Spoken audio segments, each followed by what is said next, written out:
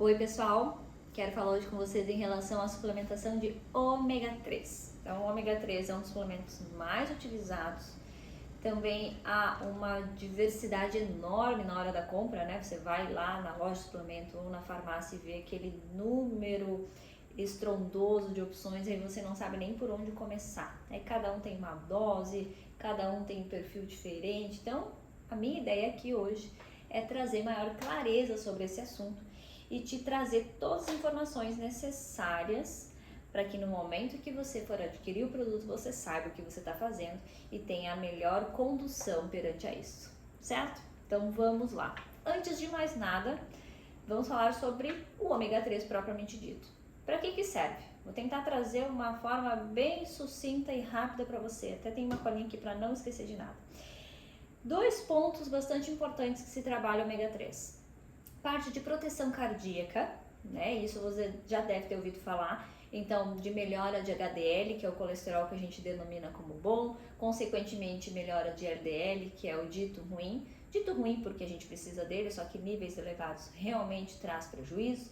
Melhora de triglicerídeos. Então, este manejo nos exames de sangue, né? Esse manejo internamente no nosso organismo, esse equilíbrio entre HDL, LDL, triglicerídeos, a gente vai ter uma maior proteção quanto a danos cardíacos, tá? Então, por isso que ele está tão relacionado a isso. Então, o ômega 3 ele é um potente anti-inflamatório.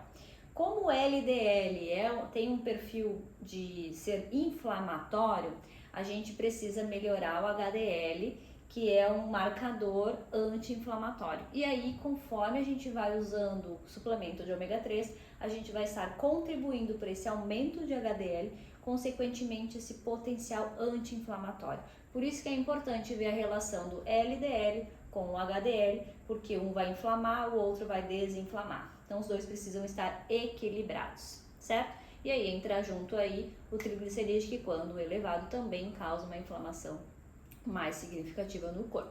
Então a gente precisa ter maior equilíbrio, consequentemente isso vai trazer maior proteção cardíaca. Outro ponto bastante importante é em questões neuronais, questões cognitivas e até tratamento de depressão. Então a gente tem hoje muito uso do ômega 3 também respaldando essa questão de melhora de cognição, melhora de patologias neuronais. Então a gente tem essa relação também. Dentro do ômega 3, há dois ativos, ok? Então, o ômega 3 é feito de vários compostos. Dentre esses compostos, tem dois perfis de gordura, que é o EPA e o DHA. Então, isso que é a base para você saber se é um bom produto ou não. Então, vamos prestar bem atenção aqui. DHA é uma gordura que está mais associada a questões neuronais.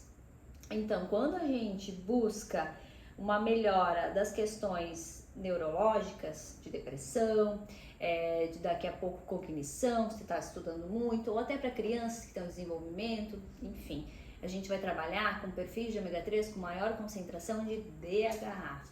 E aí, um parênteses, você já deve ter visto no mercado que a gente tem alguns produtos que na frente diz DHA, tá? Nada mais é que são mais focados para questões neuronais. Já se você tem uma patologia cardíaca, você tá com os exames laboratoriais, né, o colesterol, o triglicerídeo bastante alterado, você precisa trabalhar essa questão anti-inflamatória, essa proteção cardíaca, ou você talvez tenha até pressão alta, que também mexe com essa questão cardíaca, a gente vai daqui a pouco trabalhar mais com EPA.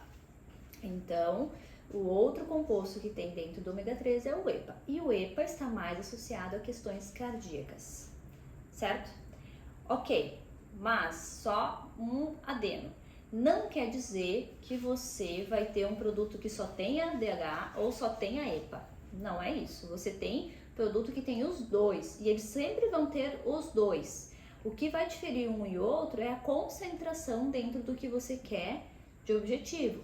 Então, se eu tenho um paciente que tem problemas cardíacos, tem exames laboratoriais ruins, né? Tá ali com colesterol muito elevado, LDL, o HDL muito baixo, triglicerídeo muito alto, eu vou buscar opções para esse paciente que tenham mais EPA.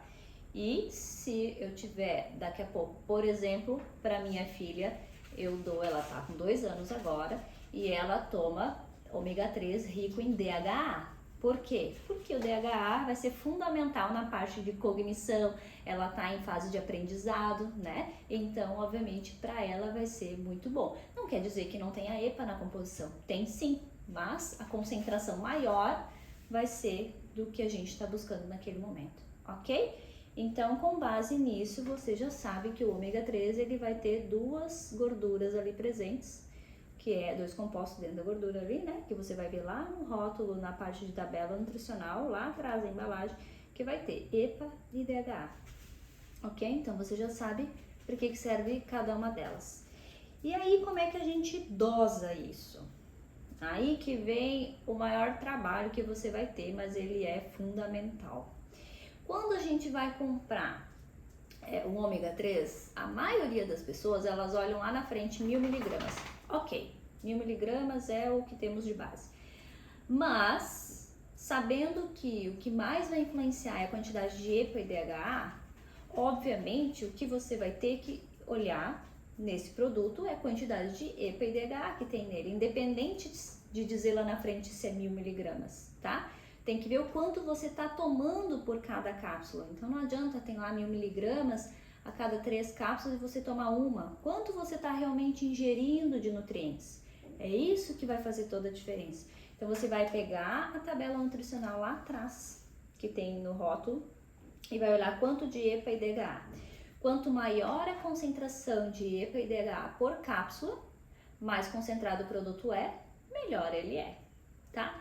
Então, o que normalmente eu recomendo? Primeira coisa, veja produto que o número de cápsulas por dose não é muito alta. Então, a gente tem produtos que são 2 cápsulas por dose, temos produtos que são 4, temos produtos que são 6. Quanto mais cápsulas disser lá na embalagem para você tomar por dose, então sempre diz lá, tome 2 cápsulas por dia, toma 3 cápsulas por dia, ou então lá na tabela nutricional, onde vai ter EPA e DHA, lá em cima diz 2 cápsulas tem, daí diz embaixo quanto de EPA e DHA. Então, para você saber, você vai ter que calcular. Você vai ver, pode daqui a pouco olhar as duas que você tem e ver se os dois têm o mesmo número de cápsulas, comparar qual que tem maior concentração. Ou se tiver número de cápsulas diferentes, o que eu te aconselho? Soma quanto tem de EPA mais DHA e divide pelo número de cápsulas. Aí você vai ver quanto tem em cada cápsula, certo? Ai, Nutri, é muito trabalho, eu não vou fazer isso lá no dia a dia.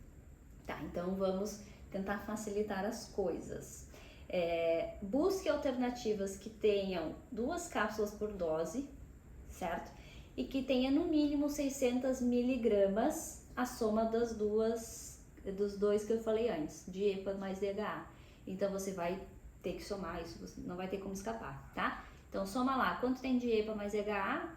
Deu no mínimo 600 em 2 cápsulas, que em tese 2 cápsulas é a dose que ele recomenda. Então, em tese, você vai ter uma quantidade mínima a ser consumida. Se você quer trabalhar com tratamento, isso é o mínimo, tá? 600 miligramas da soma dos 2. Tratamento, aí a gente já parte de números maiores de 900 miligramas, 1.200 miligramas de EPA mais DHA, independente do que diz lá na frente, se diz 1000 miligramas, tá? Vamos esquecer aquilo lá e vamos focar ao que realmente importa. Então, você vai pegar lá embaixo na tabela nutricional e vai ver quanto tem de EPA e DHA. Parte de 600 miligramas a soma dos 2, sabendo que se você quiser tratamento, você vai precisar ter um pouquinho mais de concentração desses ativos.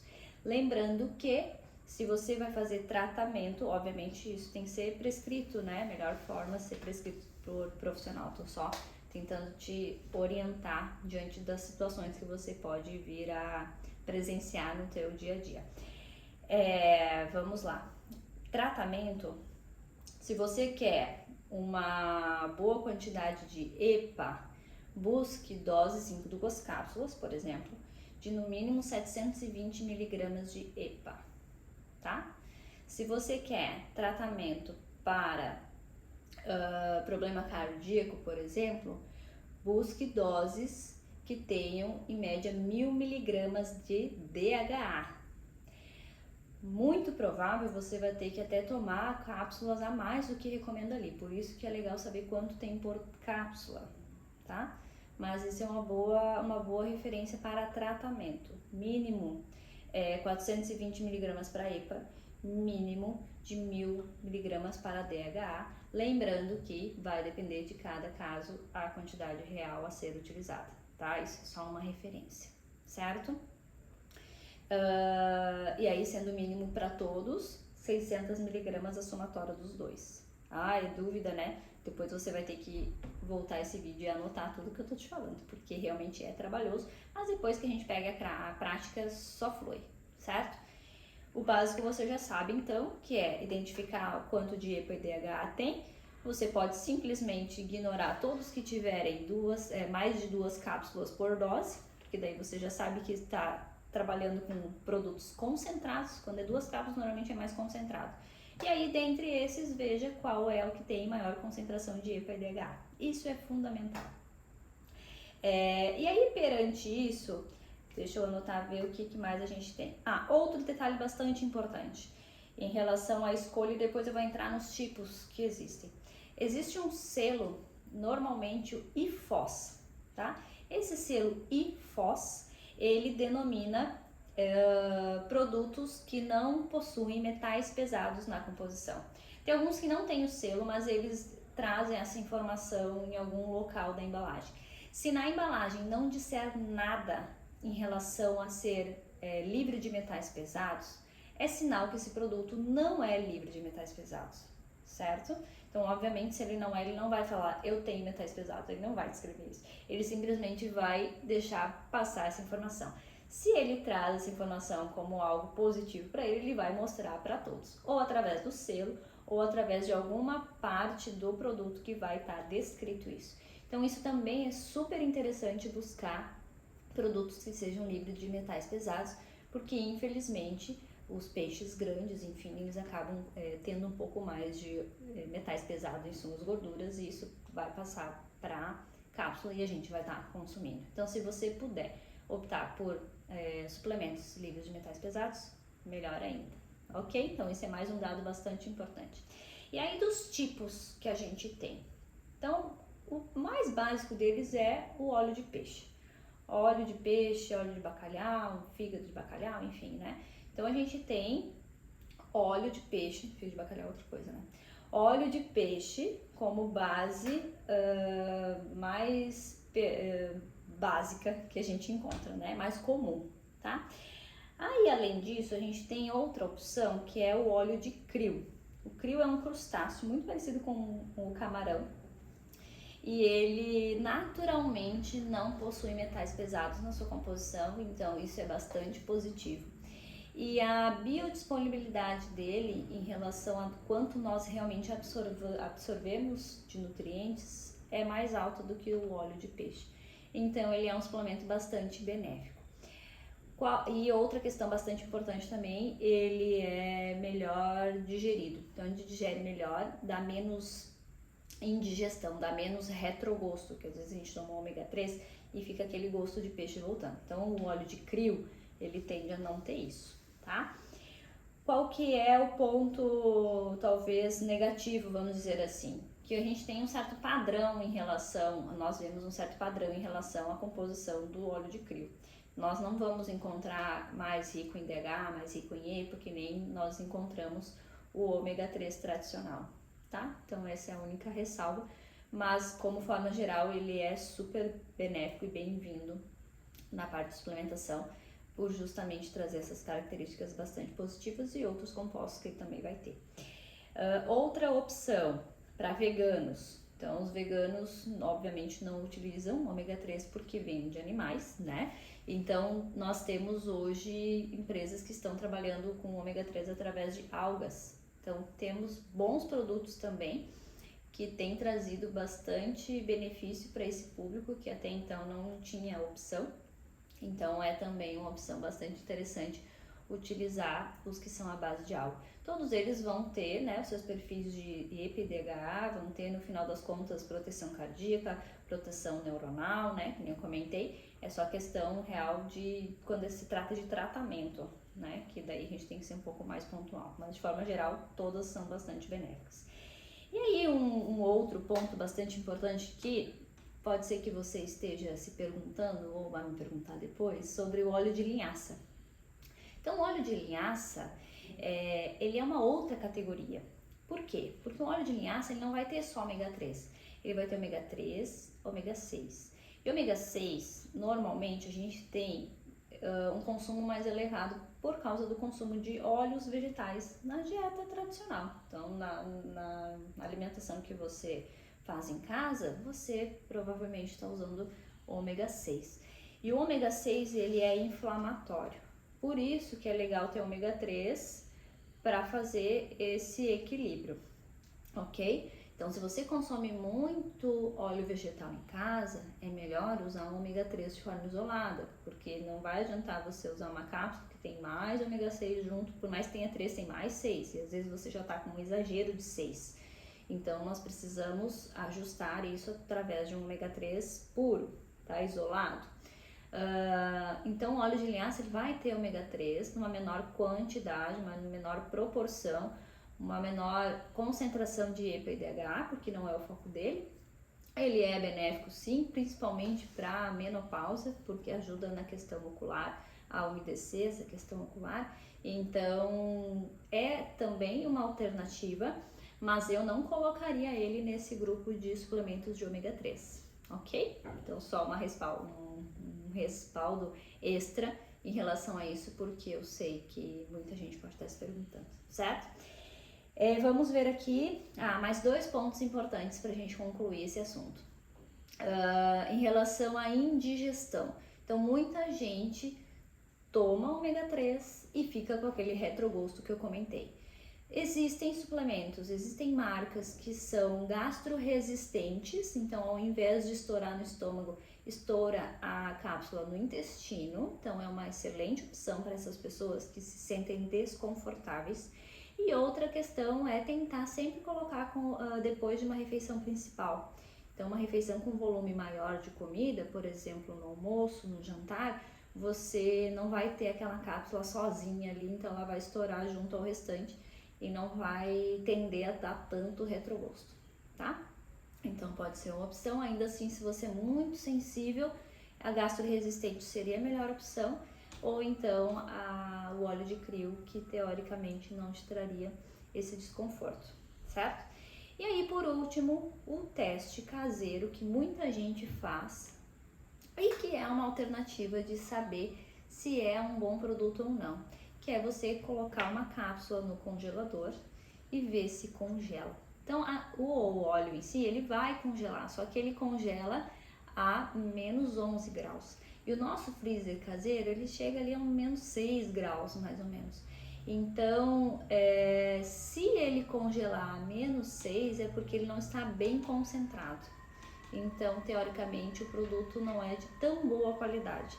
O melhor é que ele não congele, tá? Então, você tem que botar ali, você vai botar o palitinho, vai estourar e ele vai estar fluido. É um pouquinho mais denso, talvez, mas ainda assim vai estar fluido. Se ele congelar, daí é porque ele precisa, ele tá fluido demais, né? Daí ele congelou e consequentemente ele tem uma concentração menor de ativos. Então por isso que é interessante, se você quiser fazer esse teste em casa, é super válido, certo? Então eu acho que era isso. Eu espero que na próxima vez que você for comprar ômega 3 tenha maior clareza em relação a isso. Possivelmente você vai ter que voltar muitas partes aqui para entender essa questão do EPA, DHA, as doses, mas eu acredito que depois que você começar a praticar, você também já vai entender quais marcas se caracterizam desta forma, quais escolher, quais não escolher, e aí certamente você vai ter um benefício ainda maior para a tua saúde. Qualquer dúvida que tiver, me manda aqui embaixo que eu vou ter o maior prazer em te responder.